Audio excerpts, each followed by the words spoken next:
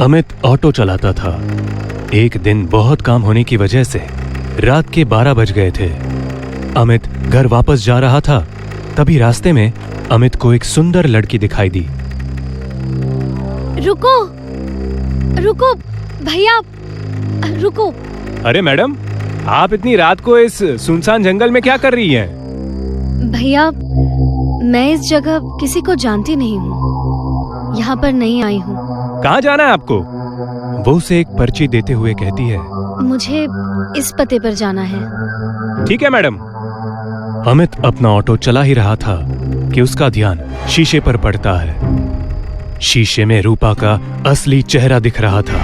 रूपा एक चुड़ैल थी। हे भगवान, ये क्या मुसीबत आ गई है? ये लड़की तो एक चुड़ैल है।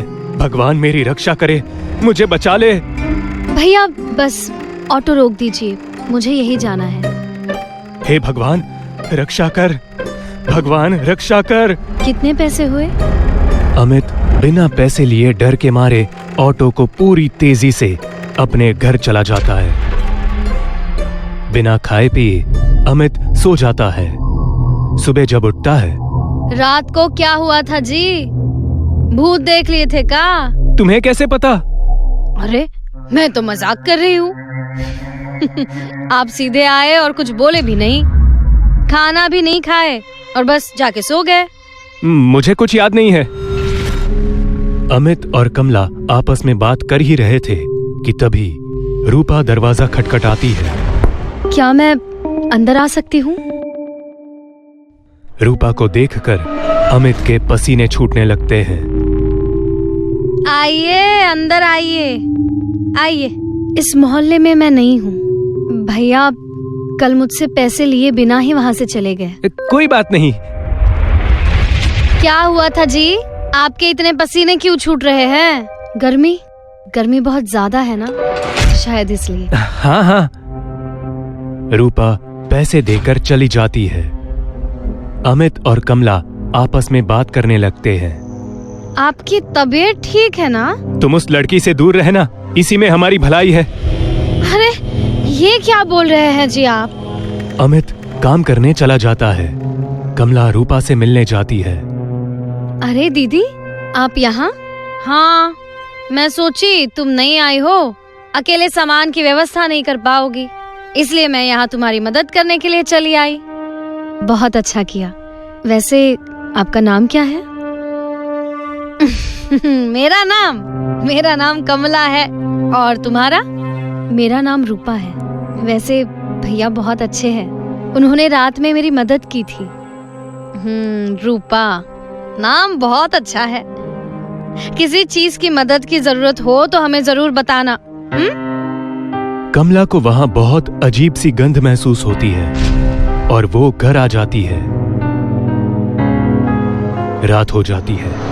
अमित और कमला सो रहे होते हैं। तभी कमला को अजीब सी डरावनी आवाज सुनाई देती है। कमला खिड़की से बाहर झांक के देखती है तो उसे चुड़ैल दिखाई देती है। चुड़ैल?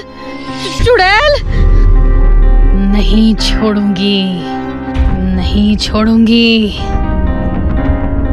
उठिए जी, अजी उठिए, देखिए ना बाहर कौन है। चुड़ैल, मुझे पता था यही होगा। अब कोई नहीं बचेगा, हम सब मारे जाएंगे।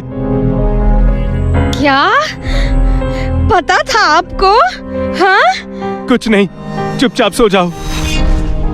दोनों सो जाते हैं। सुबह उठते ही अमित मोहल्ले के सरदार से बात करने चला जाता है। सरदार के साथ अमित का दोस्त सुमित भी होता है। अमित, क्या बात है? बहुत डरे हुए हो? सरदार जी, हमें कुछ करना होगा। हुआ क्या है? पहले बताओगे तब ना। हमारे मोहल्ले में चुड़ैल रहती है। कल रात मैं और मेरी पत्नी कमला दोनों ने उस चुड़ैल को देखा। चुड़ैल कुछ बोल रही थी? हाँ, बोली रात में जिसे देख लूंगी उसे छोड़ूंगी नहीं। तुमने जरूर कोई सपना देखा होगा। अरे हमारे मोहल्ले में कोई चुड़ैल नहीं है। सरदार वहां से चला जाता है। अमित और सुमित आपस में बात करने लगते हैं। अमित, हमारे मोहल्ले में एक नई लड़की आई हुई है, बहुत सुंदर है, वो हमें बहुत पसंद है। सुमित, तुम दूर रहना उस लड़की से। क्या हुआ, ऐसे क्यों बोल रहे हो? क्योंकि वही लड़की चुड़ैल है। तुम भी गजब का मजाक करते हो। मत करो विश्वास मेरी बातों पर, एक दिन पछताओगे। एक दिन सरदार रास्ते में जा रहा था तो सामने से रूपा को आते देख रुक जाता है। तो तुम ही हो नई लड़की? हाँ, लेकिन आप कौन हो? मैं इस मोहल्ले का सरदार हूँ। अच्छा, तो आप हैं सरदार जी। आपको यहाँ किसी प्रकार की मदद चाहिए तो हमें बता देना। मदद? वो तो तुझे चाहिए होगी आज। कुछ कहा आपने? कुछ नहीं, आज रात आप मेरे घर आइए खाना खाने। रात हो जाती है। अमित और उसकी पत्नी कमला सो नहीं पाते हैं। उन दोनों को अजीब अजीब सी आवाज सुनाई देती है। तभी अमित को बाहर सरदार दिखाई देता है। ये सरदार अकेले इतनी रात को बाहर क्या कर रहा है? होगा कुछ काम, करने दीजिए ना उसे। आज सरदार चुड़ैल के हाथों नहीं बचेगा। तभी रूपा सरदार के पास आती है। अब ये रूपा सरदार के पास क्यों आई है? उसी वक्त रूपा चुड़ैल में बदल जाती है। हे भगवान, रूपा ही चुड़ैल है। कमला छिपकर देख रही होती है। तभी चुड़ैल सरदार का गला पकड़ के हवा में उठा देती है। तुम्हारी इतनी हिम्मत कि तुम मेरे सामने आओगे? मुझे माफ कर दो, मुझसे गलती हो गई, मुझे जाने दो। हाँ, मैं तुम्हें छोड़ दूंगी हमेशा हमेशा के लिए। चुड़ैल सरदार का खून चूस चूस के मार देती है। ये सब देख अमित और कमला बहुत डर जाते हैं। सुबह दोनों आपस में बात करने लगते हैं। अब हम लोगों का क्या होगा? ये रूपा ऐसे ही हम सबको एक एक करके मार देगी जी। अब भगवान ही बचाएगा हम सबको। हम लोग ना इस जगह को हमेशा के लिए छोड़कर चले जाते हैं। हाँ, ये ठीक रहेगा। मैं आज कुछ पैसे उधार लेकर आता हूँ। कल हम लोग इस मोहल्ले को हमेशा के लिए छोड़कर चले जाएंगे। अमित काम के लिए चला जाता है। कमला घर में अकेली होती है। तभी रूपा वहां आती है। मेरे घर में चीनी खत्म हो गई है, क्या थोड़ी सी चीनी मिलेगी? आज ये चुड़ैल मुझे मार देगी, मेरा खून पी जाएगी। दीदी, दीदी, किस सोच में पड़ गई आप? कुछ नहीं रूपा। हाँ, क्या चाहिए तुम्हें? थोड़ी चीनी चाहिए थी। हाँ, अभी लाती हूँ। हाँ, अभी लाती हूँ। कमला रूपा को चीनी दे देती है। रूपा चली जाती है। रात बहुत हो जाती है। अमित ऑटो लेकर घर जा रहा होता है। आज भी बहुत रात हो गई। उस चुड़ैल के हाथों में मैं पड़ गया तो जिंदा नहीं बचूंगा। तभी अमित को सुमित दिखाई देता है। अमित ऑटो रोक देता है। अमित कुछ बोलना चाहता है, उससे पहले अमित को रूपा दिख जाती है। हे भगवान, ये तो चुड़ैल रूपा है। आज ये मेरे दोस्त सुमित को नहीं छोड़ेगी। मैंने सुमित को मना किया था, उसने मेरी बात नहीं सुनी। कुछ भी हो, इससे मुझे बचाना पड़ेगा। अमित दोनों के पीछे जाने लगता है। तभी अमित को दोनों की बातें सुनाई देती है और अमित छिप के सुनने लगता है। रूपा, तुम बहुत सुंदर हो। सुंदर? और मैं? ये कहकर रूपा चुड़ैल बन जाती है। चुड़ैल! अब कैसी लगी मैं तुझे? हाँ? हूँ ना सुंदर?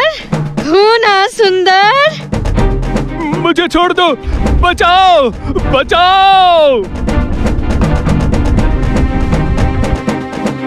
अमित कुछ कर पाता उससे पहले ही चुड़ैल सुमित का गला तोड़ देती है और उसका खून पीने लगती है। अमित ये सब देखकर डर के मारे जल्दी से ऑटो लेकर घर चला जाता है। क्या हुआ जी, इतनी देर कहाँ कर दी? हाँ, और इतने डरे हुए क्यों लग रहे हो आप? कमला, उस चुड़ैल ने सुमित को मेरे सामने मार दिया। मैं वहीं था, सब देख रहा था, लेकिन कुछ नहीं कर पाया। क्या? सुमित को मार दिया चुड़ैल ने?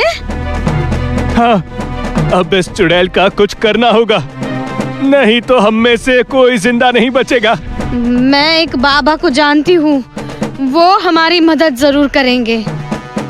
अमित और कमला सुबह होते ही बाबा के पास चले जाते हैं और बाबा को पूरी घटना के बारे में बताते हैं। बेटा, हम तुम्हारे दोस्तों को तो वापस नहीं ला सकते, लेकिन उस चुड़ैल को हम छोड़ेंगे नहीं। अब एक भी जान नहीं जाएगी। बाबा, कृपया कुछ कीजिए। इसका समाधान है, हम जो बोलेंगे बस तुम लोग उतना करके रखना। हम कल तुम्हारे घर आएंगे। आप बताइए, हमें क्या करना होगा? बहुत सारी लकड़ियों को इकट्ठा करके रखना और किसी को मत बताना कि ये सब हमने तुमसे कहा है करने को। अमित कमला घर वापस आ जाते हैं। जैसे बाबा ने बताया होता है वैसे ही अमित बहुत सारी लकड़ियों को इकट्ठा करके रख देता है। शाम हो जाती है, फिर बाबा वहां आते हैं। नमस्कार बाबा। सदा खुश रहो बेटे। लकड़ियों का इंतजाम हो गया? जी बाबा, हो गया। रात हो जाती है, बाबा पूजा करने लगते हैं। तभी रूपा चुड़ैल बनकर बाहर आती है। किसकी इतनी हिम्मत, जिसने मुझे बुलाया? आज मैं उसका खून पी जाऊंगी। मेरी हिम्मत हुई। आज तेरा आखिरी दिन है, तो बता तेरी कोई आखिरी इच्छा?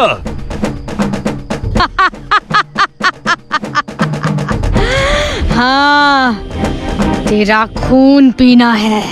अमित, लकड़ियों में आग लगाओ। अमित लकड़ियों में आग लगा देता है।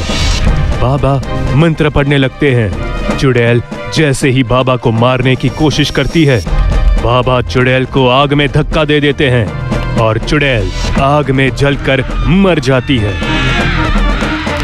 अब ये चुड़ैल खत्म हो गई, दोबारा वापस कभी नहीं आएगी। बहुत बहुत धन्यवाद बाबा जी। उस दिन के बाद चुड़ैल दोबारा कभी नहीं आई। अमित और कमला खुशी खुशी रहने लगे।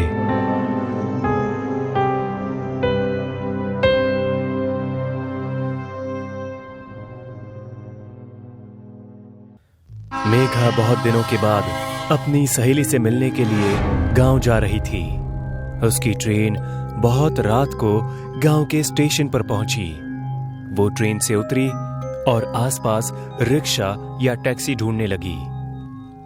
स्टेशन बिल्कुल सुनसान था। मेघा को दूर दूर तक कोई भी इंसान नजर नहीं आ रहा था। वो थोड़ी बेचैन हो गई। बहुत ढूंढने पर उसे एक रिक्शा नजर आया, जिसके अंदर उसका ड्राइवर सो रहा था। मेघा उस रिक्शा वाले के पास गई। सुनिए भाई साहब। क्या है? जी, मुझे गांव जाना है। ड्राइवर ने आंख खोलकर मेघा की तरफ देखा और एकदम से डरकर चिल्लाने लगा। चुड़ैल! चुड़ैल! चुड़ैल! चुड़ैल! मुझे जाने दो, मैंने कुछ नहीं किया। चिल्लाते चिल्लाते मेघा से दूर जाने लगा। ये आप क्या कह रहे हो? आप डरिए मत, मैं कोई चुड़ैल नहीं हूँ। रुकिए।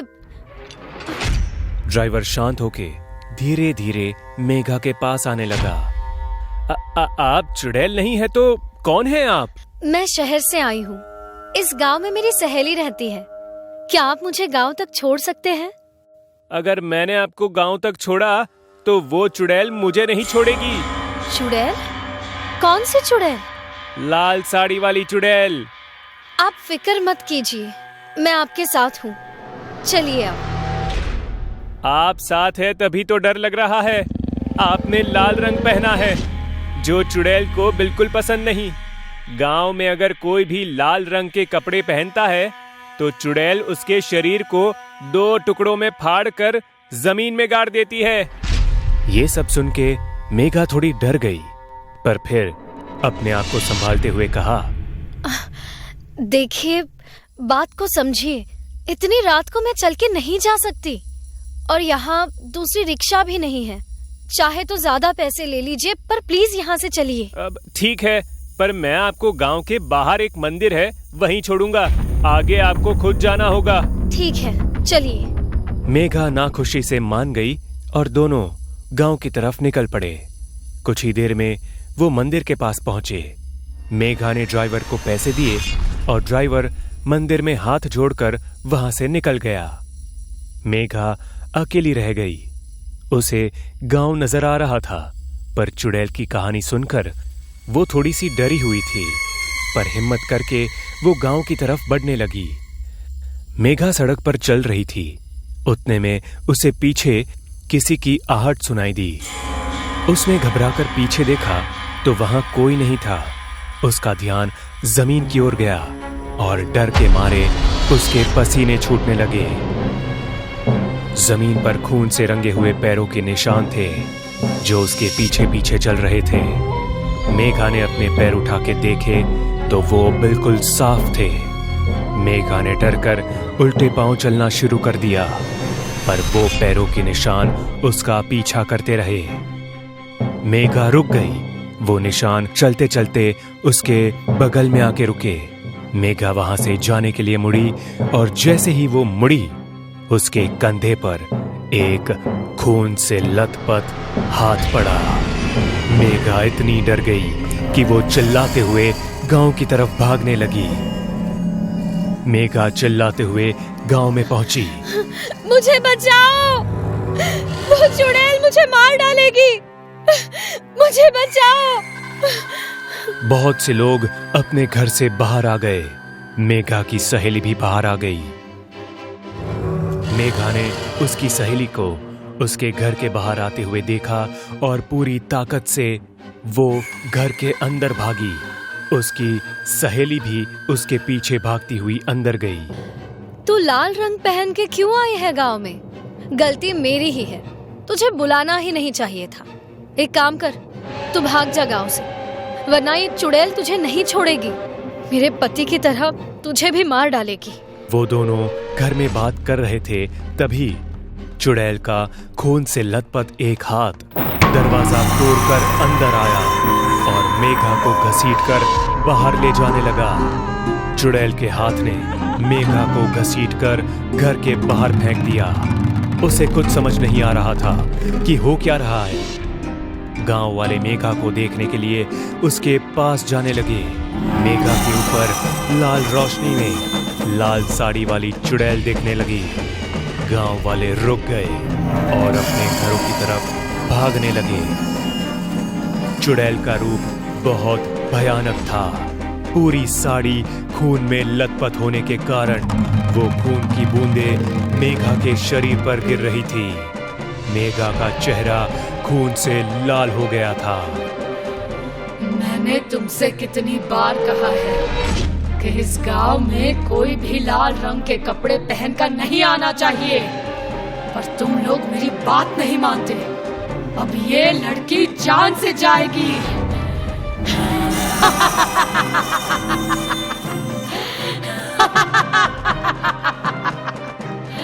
इतना कहकर वो चुड़ैल भयानक हंसी हंसने लगी। चुड़ैल को देखकर मेघा भागने लगी। मेघा को भागता देख चुड़ैल ने अपने हाथ लंबे किए और उसको हवा में उठा लिया। चुड़ैल ने मेघा को अपने सर के ऊपर उठाया और उसके शरीर को बीच में से फाड़ने लगी। जैसे जैसे मेघा के शरीर के 2 टुकड़े हो रहे थे, वैसे वैसे मेघा का गर्म खून चुड़ैल के सिर पर से पूरे शरीर पर फैलने लगा।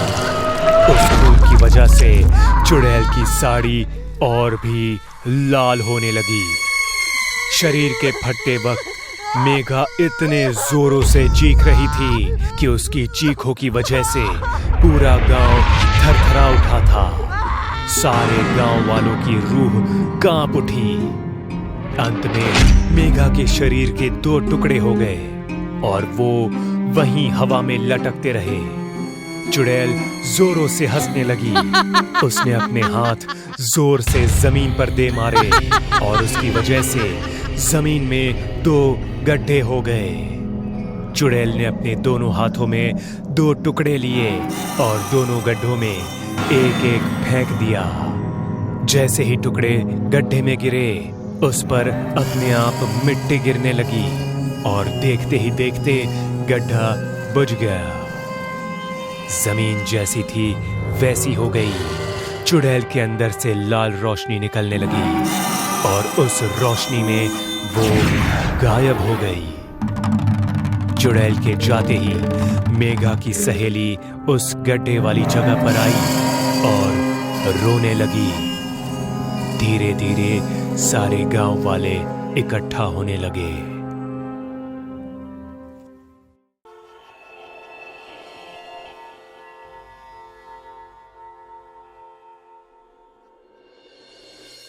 मिस्टर जयंत, आप लोग नए हो, कोई वर्क एक्सपीरियंस भी नहीं है। ऐसे में तुम और तुम्हारी टीम काम कैसे कर पाएगी? सर, आप काम देंगे तो एक्सपीरियंस भी हो जाएगा। हमें बस आपके भरोसे की जरूरत है। बट जहां बॉक्साइट निकालना है वो एरिया बहुत खतरनाक है। सोच लो। हम आज के युवा हैं सर। खतरों से खेलना और लड़ना दोनों जानते हैं। आप काम देकर तो देखिए, हम आपको बॉक्साइट निकाल कर ही देंगे। I like your confidence. Okay then mister Jayant, ये प्रोजेक्ट तुम्हारा हुआ। तुम्हें कल ही अपनी टीम के साथ रामपुर के जंगलों के लिए निकलना होगा। वहां बॉक्साइट निकालने के लिए कितनी मशीनरी लगेगी, मुझे उसकी पूरी रिपोर्ट चाहिए। Understood? Thank you very much sir. Thank you very much. Good luck.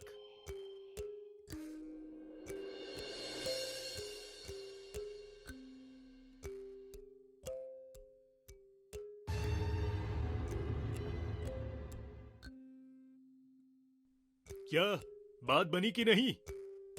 Jayant, कुछ बोलोगे भी? क्या हुआ है? क्या बोलूं यार, कुछ समझ में ही नहीं आ रहा। पता था मुझे, नए लोगों पर कोई इतनी जल्दी विश्वास नहीं करता। गया ये भी काम हाथ से। अरे मैंने कब कहा काम हाथ से गया? मतलब? हमें काम मिल गया है।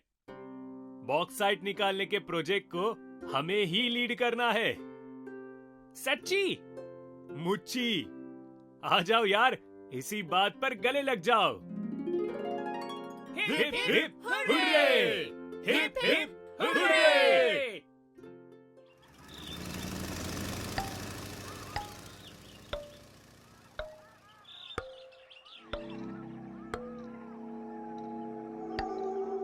मेरे ख्याल से हमें टेंट यही गाड़ देना चाहिए। अंदर जंगल में जंगली जानवरों के आने का खतरा होगा। लग जाओ काम पर।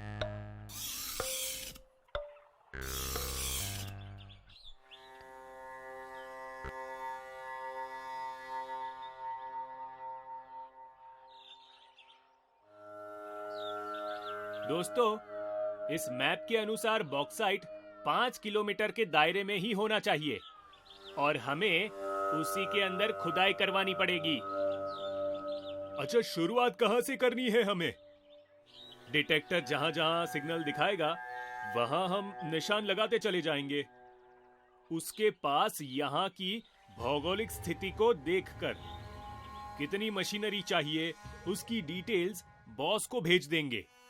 बस फिर मशीनरी आते ही कहीं से भी शुरू कर देंगे। चलो।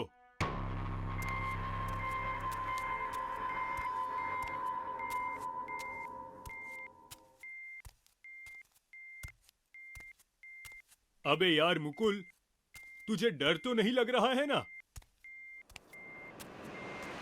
अरे जयंत, स्वाति, ये मुकुल कहाँ गया?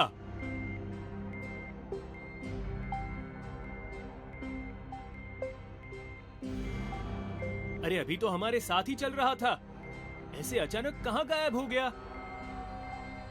मुकुल! मुकुल! मुकुल, कहाँ हो तुम? मुकुल! यहाँ भी नहीं है। आखिर ये गया कहाँ? आसमान निगल गया या ये जंगल? मेरी तो कुछ समझ में नहीं आ रहा। कहीं वो हमारे साथ छुपन छुपाई तो नहीं खेल रहा? कैसी बात कर रहे हो प्रमोद?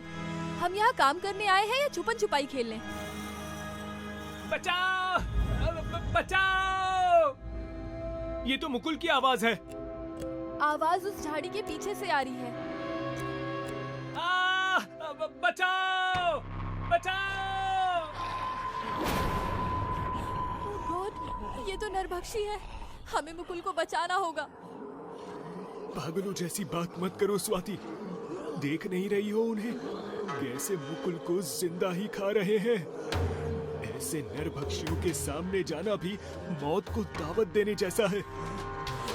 तो क्या हम अपने दोस्त को ऐसे ही मरने देंगे? और कोई चारा भी नहीं है। हमें तो ये भी नहीं पता कि इन दो के अलावा यहाँ और कितने नरभक्षी हैं। अगर बाकी भी आ गए तो हमारी हड्डियां भी नहीं बचेगी। यहाँ से भाग निकलने में ही हमारी भलाई है। ओह गॉड, उसने हमें देख लिया है। भागो! प्रमोद, जयंत और स्वाति तेजी से भाग रहे थे। नरभक्षी एक डरावनी आवाज निकालकर उन्हें दौड़ा रहा था। भागते भागते एक झाड़ी में तीनों जाकर छुप जाते हैं।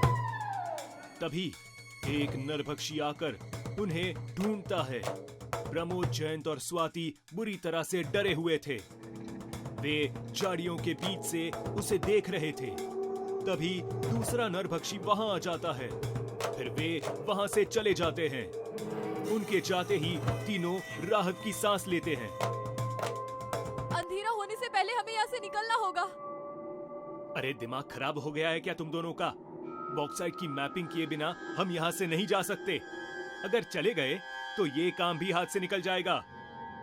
अरे दिमाग हमारा नहीं, तेरा खराब हो गया है जयंत, जो यहाँ रुकने की सोच रहा है तू। अरे जब जिंदा ही नहीं बचेंगे तो कैसा बॉक्साइट, कैसा प्रोजेक्ट? अगर जिंदा रहेंगे तो ऐसे और कई काम मिल जाएंगे। हाँ जयंत, हमें यहाँ से जाना होगा। वैसे भी ये जंगली नरभक्षी लोग सदियों से यहाँ रहते आ रहे हैं। उन्हें पता है जंगल में कैसे रहा जाता है। वो यहाँ रोजाना ना जाने कितने शेर, चीते, सांप और बिच्छू से लड़ते होंगे। यही उनकी प्रकृति है जयंत।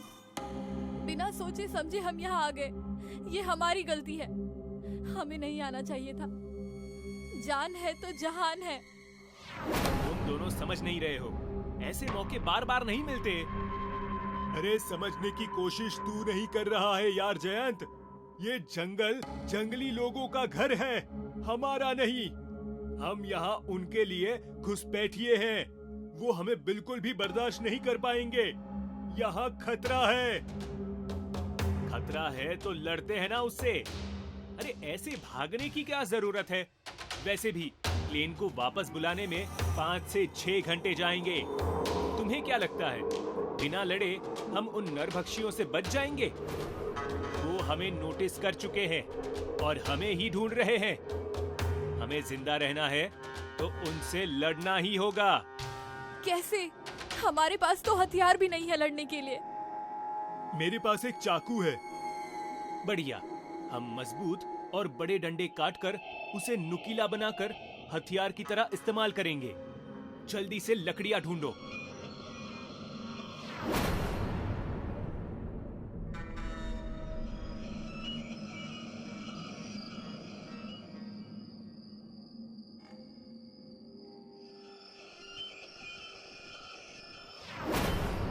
तुम्हें विश्वास है ना कि हम इन नुकीले डंडों से उन नरभक्षियों से लड़ पाएंगे? अरे मैंने हॉलीवुड की एक फिल्म में देखा था। उसमें हीरो ऐसे ही जंगली दुश्मनों को मारता है। चलो आगे बढ़ो। सावधान रहना, हम पर कहीं से भी हमला हो सकता है।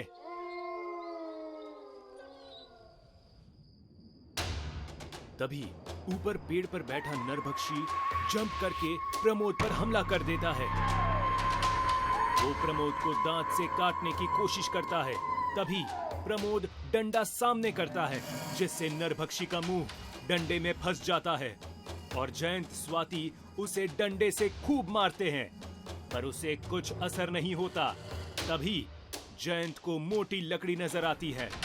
वो लकड़ी उठाकर नरभक्षी के गाल पर कसकर मारता है। नरभक्षी लड़खड़ाते हुए दूर जा गिरता है। उठ! तभी नरभक्षी भी उठ जाता है और जयंत पर टूट पड़ता है। जयंत नुकीला डंडा उसके शरीर में डसने की कोशिश करता है, पर नरभक्षी डंडे को जयंत से छीनकर तोड़ देता है और जयंत के पेट में अपना हाथ घुसेड़ देता है। जयंत वहीं पर मर जाता है। जयंत! जयंत! नरभक्षी जयंत के पेट से हाथ निकालकर स्वाति की ओर बढ़ता है। तभी पीछे से प्रमोद नरभक्षी की पीठ में नुकीला डंडा घुसेड़ देता है। नरभक्षी पीछे मुड़कर प्रमोद को मारने ही वाला होता है कि तभी स्वाति भी उसकी पीठ में दूसरा डंडा घुसेड़ देती है। नरभक्षी चिंगारते हुए जमीन पर गिर जाता है। वहां से प्रमोद और स्वाति भागते हैं और फिर स्वाति पत्तियों के ढेर के सामने खड़ी हो जाती है। वहीं प्रमोद एक पेड़ के पीछे छिप जाता है। तभी दूसरा नरभक्षी स्वाति के सामने आ जाता है। वो स्वाति के ऊपर जंप करके हमला करता है। तभी स्वाति पीछे हो जाती है और दूसरा नरभक्षी पत्तियों के ढेर में गिर जाता है, जिसके नीचे बड़ा गड्ढा होता है। उसके गिरते ही प्रमोद पेड़ पर बड़ी रस्सी को काट देता है, जिसके बाद ऊपर से बहुत सारी नुकीली लकड़ियां दूसरे नरभक्षी के ऊपर आ गिरती है, जिससे वो वहीं मर जाता है। प्रमोद और स्वाति उसे देखते हैं। और नरभक्षी आए उससे पहले हमें जंगल से बाहर निकल जाना होगा। प्रमोद और स्वाति दौड़ते हुए घने जंगल से दूर आ जाते हैं। रुक कर हांफने लगते हैं। तभी प्रमोद का फोन बजता है। वो जेब से फोन निकालता है। हेलो प्रमोद, ये जयंत और मुकुल फोन क्यों नहीं उठा रहे हैं? और काम कहां तक पहुंचा? सॉरी सर, अब वो कभी फोन नहीं उठा पाएंगे। दोनों मर चुके हैं और हम भी बड़ी मुश्किल से जान बचाकर जंगल से बाहर निकले हैं। हम ये काम नहीं कर पाएंगे और आप भी भूल जाइए। अरे लेकिन स्वाति और प्रमोद चले जा रहे थे। तभी उनकी तरफ कोई बहुत तेजी से दौड़ता हुआ आया। स्वाति और प्रमोद दोनों पीछे पलटकर देखते हैं और